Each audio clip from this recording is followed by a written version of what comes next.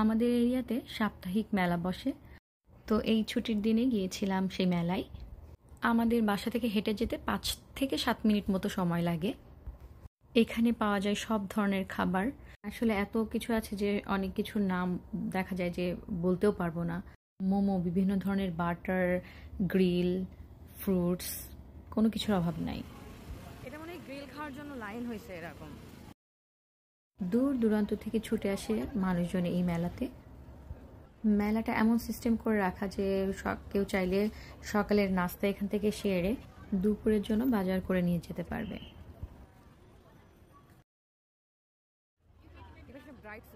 আমি প্রথমে টোনা ফিশের একটা ব্রেড নিয়েছিলাম, তারপর খেলাম একটা চিজ ব্রেড। আপনি কি নিচ্ছ? এটা কি নিচ্ছ? 3 রকমের সামোসা সিঙ্গাড়া নিচ্ছে।